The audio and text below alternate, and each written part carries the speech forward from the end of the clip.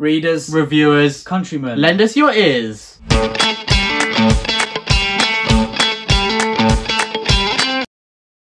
Hello. Well, oh not no! again. Every time we've got a bit more communication. I think you're being a bit controlling. You go ahead then, Ed. Are you sure? Actually, that's me making rock, paper, decisions, scissors it? On shoot. Okay. Rock, paper, scissors, shoot.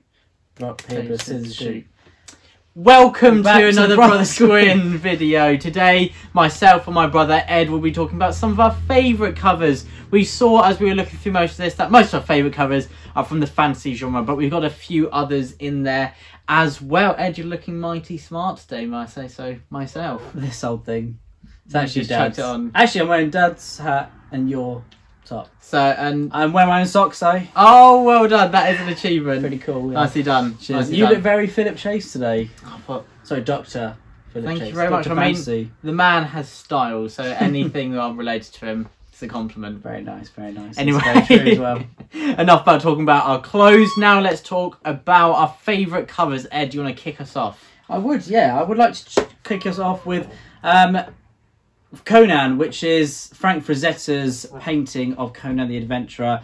This is probably like one of my favourite paintings ever, because, well, pictures ever. It's just so epic, isn't it? You can't It's see it, but Ed has actually got it on his... I do have it on my wall, yeah, and it's a very nice rendition of it. And this is, I find this this cover is such a good style because it has that kind of that figure in the middle, in the centre. All attention is on there. It's got a bit of a scene around it, and this is just classic fantasy. It straight away gives you those classic fantasy vibes. It tells you what the book's going to be about. We know Conan is just this beast of a bloke, and it's going to be a a bit of a sword and sorcery kind of read, and so it does it really well. But I love the colours, I love the hues of it, and I think it's just really thought-provoking as well. And I think it's just one of those that I immediately gravitate towards. Whenever anyone says what's your favourite cover, this will always be my favourite cover. I think I grew up reading the kind of the Warhammer comics and not the Warhammer comics, but the Warhammer magazines they would issue, and the artwork in those was absolutely amazing.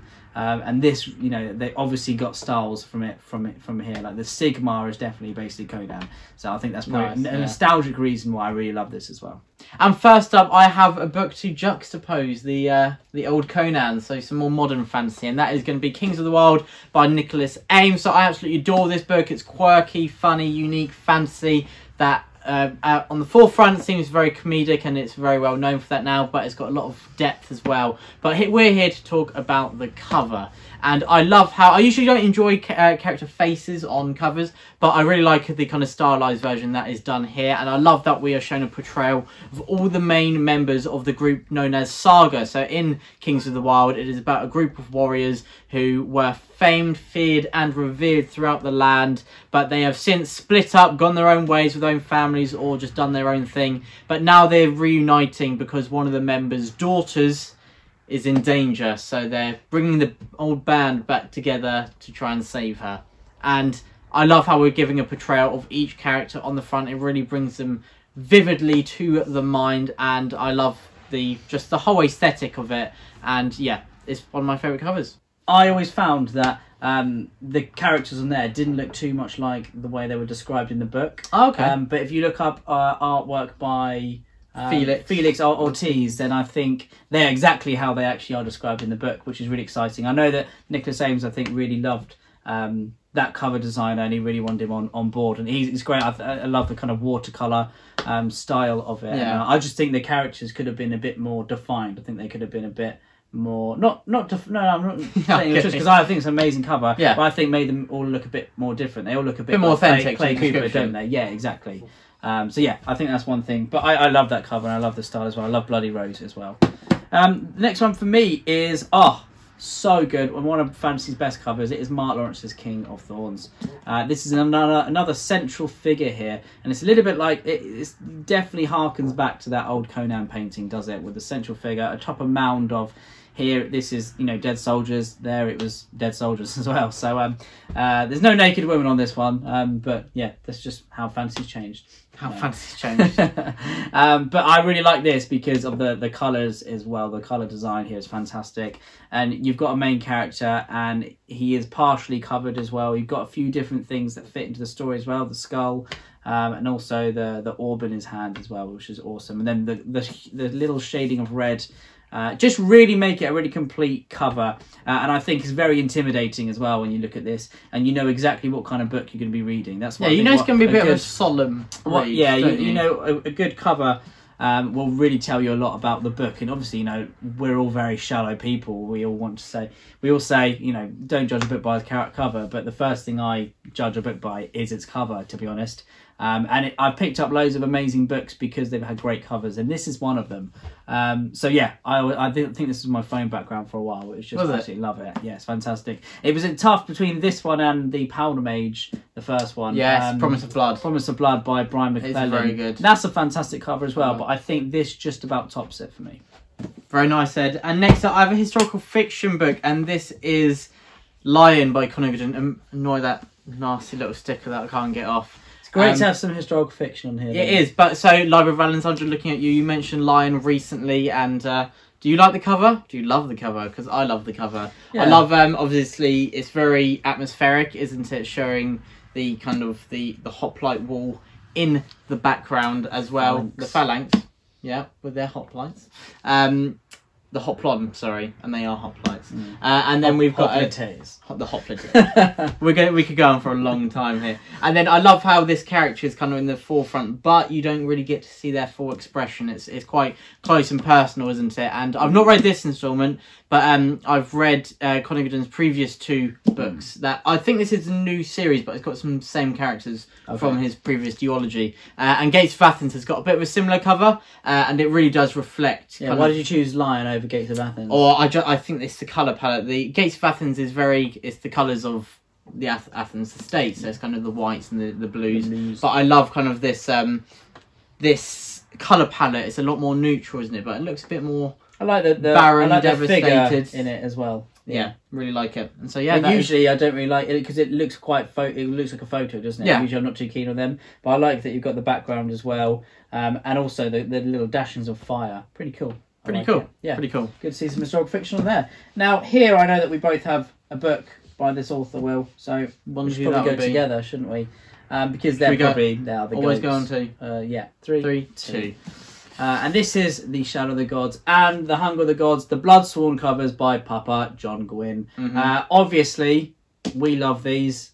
Obviously, you love them too because they are absolutely sublime. I think even if you read the books and they weren't your cup of tea, you could at least appreciate the artwork. The fact that it's a wraparound cover and the monsters just look amazing. I think one thing that makes these books, the covers so fantastic, is the scale to them. Yeah. And I think you really see how the dragon here is absolutely immense. It's not like a little wyvern or anything just floating around. It is a huge dragon. Well, I think that it really reflects the tone of the book, doesn't it? Because we've got kind of the kind of darker colour palette here, which shows that it's grim. The people aren't very happy in this book. And then we've also got some massive animals in the forefront. Marcus Winnie did an absolutely fantastic job. I think they look realistic, but they don't look too kind of hyper real, do they? No. And they look exactly how they are described in the book as well, which is just fantastic to see.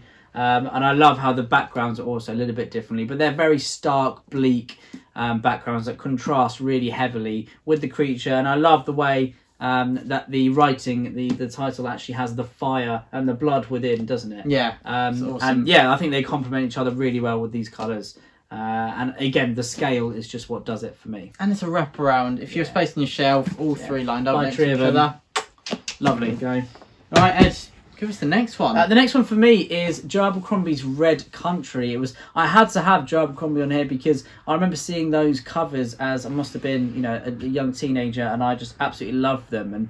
And there was such a different style of fantasy, and I think when they came out, it was really groundbreaking as well, because Joe didn't have a map in the front of his book, did he? Because he wanted a very intimate style of fantasy storytelling. And he said people don't know where they're contradicted going, Lord of the Rings reader. kind of thing. Yeah, exactly. So yeah, completely right, Will. And I really love those covers, but I chose Red Country just because because it's just awesome. It's got the knife. It's got what else has it got in it? It's just a knife, isn't it? It's got the knife. Obviously, it's got the map as well. Yeah. But I just love a weapon, and that colour of map as well is fantastic. I haven't got a copy to hand here, but that one always sticks out to me. It was either that or the Heroes, but I think just the knife work on there is awesome, and it really does link to maybe someone who appears in Red Country. I have no idea who you mean. But I'll leave it at that. It's not just barring for no reason. No, you'll find out. Just so you know. Next up, I have Assassin's Apprentice by Robin Hobb. So this is more, I'm looking at it as a collective. I think solid cover, but it's not very unique in the sense of it's kind of a coat of arms. But I love how the whole of the realm of the Eldlings, when they're next to each other, they all match up. They've all got a slightly different badge, and the colours just go so nicely together. So I'm talking about Realm of the Eldlings more as a perspective, but sadly I can't hold 16 books in my arms at the same time. Oh, you're stronger than that, Will. You're stronger. They're taller than me, Ed. Okay, fair enough. They're taller than me. But yeah, so that is Assassin's Apprentice Realm of the Eldlings. Very nice, Will. And the last one for me then, have you got one more left? I've got two. Oh, there you go then. You've got another one. I do have another one. No, I've forgotten about. Here I have The Witcher Special Edition, The Last Wish. Now, I'm not the biggest fan of the Witcher books, but looking at this new run of Witcher covers, I'm probably going to be getting them all because they're just beautiful. Again, it's a central figure that we're zoomed into, but it's a bit more of a silhouette, and I just love the contrast of the colours. I think I love anything with a dash of red in, and this is absolutely fantastic. The profile as well of Geralt is brilliant, and there's enough light here, enough shading where you can pick out features of Geralt, which make him exactly who he is, how you will spot him if he was walking down the street on his way to Tesco. But yeah, I just really like this style of cover as well, and it really suits the whole story as well, and it really suits this. I think just this style of cover is really interesting to me. But yeah, again, it's the colours really that really pop out. So if it was like a white black background and that kind of stuff, maybe it wouldn't stand out as much, but I think the red really complements it. It does. Oh, red and black together, just so good. Next up, red and black, Empire the Vampire by Jay Kristoff. I absolutely love this cover. You've got all the different, as you read through the book, you see that each of these animals and figures really it represents a coat of arms or something within the story itself, which I love. That it's reflecting that they've not just thought what some awesome animals and chucked them on. Figures we can have on the front. It really is a lot of reflecting work's the gone book into this cover. And I think it reflects the atmosphere. This is going to be dark. There's going to be a lot of blood. And it's kind of set in that kind of medieval, kind of a bit later medieval, but kind of that period as well. And you kind of get that with the coat of arms aspect as well. And it's just so atmospheric, isn't it? Because when you're looking at all these books on your shelf, you're going to be drawn to this cover, aren't you? Because it's fantastic. Very nice. And the last one for me is actually an American edition of a book that I haven't actually got. I've got the British edition, the UK. But American. It's She Who Became the Sun by Shelley Parker Chan. And I love the American version because, again, it's the colours. But usually I'm not too, that yellow colour I'm not really the biggest fan of. But it just works so well here, I think. And also the silhouettes. I'm a sucker for a silhouette, obviously. And I think they're done so well. They're done really interestingly. As soon as I saw that, the yellow with the little bit of orange of the sun and the flag as well, and then the silhouettes at the bottom, it made me really think it's a line of cavalry, isn't it? It made me think of kind of Dynasty Warriors, that kind of vibe. You could actually see like Guan Yu and all that kind of stuff. Those old games we used to play. So good. Actually sitting there as if it was a game cover. So I really love that. I really like that. And it just, again, it fitted the story so well as well. And yeah, it just looks so different to many other colours. Many other covers because of the colour choice. I think because they went with that yellow cover, a little bit like Priory of the Priory on the end of the orange tree. Priory on the end of the orange tree of the Priory of the peach tree or something like that. But that I think using that kind of that golden hue, really works well in that case. It's really nice to see that that colour used differently. Obviously, we have a lot of red, we have a lot of black, which obviously they're great colours to use as well. But something a little bit different goes a long way. Yeah, and Library of Viking on his channel with his wife actually compared UK and US covers. Yes, they and they're did. seeing which they prefer. Now, I may be remembering wrongly, but I think one chose the US edition. Is it one chose the UK before She Became the Sun. Well, but yeah, the UK edition is beautiful as But well. I may be wrong, so go check out that video if you want to see if I'm right or wrong. Anyway, now on to my last bit. That was your last one? That was my last one. My last one, The Hand of the Sun King by J.T. Greathouse. I love that. For a fantasy book, it's a very different colour palette to what we usually see. And I love this kind of intricate design on the hand. And it just really, again, it's looking at the themes of the book. I really like the style of it. See, can I just say, I haven't read the book. I don't know anything it's about. But that, to me, feels a little bit like a kind of Japanese silk screen. Is it anything kind of, Japanese inspired? There is. I think there's quite a large mix of cultures. Yeah. It feels a bit Celtic, a bit Japanese, as you said. There's some that are, like, I think militarily inspired, partly by the Romans. But I think J.T. Greathouse has really just taken influence from a lot of things. I've not actually looked into it. Maybe I might ask him. Yeah. I'll message and ask. But yeah, that is The Hand of the Sun King.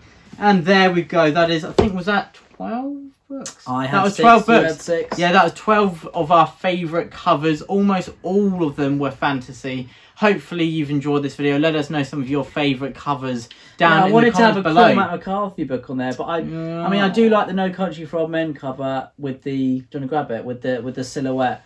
But just loads of them, they just didn't really do it for me. I wish Blood Meridian had a better cover. There's loads of special editions. The special edition of the Road. The Road, it is a nice, but it's not the best, I don't think. And I think there is a special edition of Blood Meridian that costs like $5,000. And that looks amazing. It looked like it was actually Judge Holden's diary, that kind of thing. But yeah, I do like that one, but it's not they're not the greatest, I don't think. And it's hard to choose a fiction one that is a really truly superb cover. And historical fiction usually is kind of an object on it, or a little bit like too hyper-real objects as well that really don't fit the story. Like if you look at the Bernard Cornwell books, lots of, that it upsets me because the armour just doesn't, it's just not there, is it? It's just not in the story. And sometimes they're made up. Doesn't matter for me. Still great books, and yeah, but I just don't. That is a future video. You didn't choose those covers for a reason. No, because I think they're quite similar. I like something that's a bit more. We've chosen stuff that is all very different, I think, to lots of other styles of cover as well. Indeed, we have. Yeah. But everyone, thank you so much for watching. Hope you enjoyed. Truth and Courage. Please let us know what your favourite covers are as well. What would you choose out of these ones to have on the shelf, just like we have arranged our versions? So yeah, please let us know. Truth and Courage. Thanks for watching. The Brothers Gwynne. The Brothers Gwynne.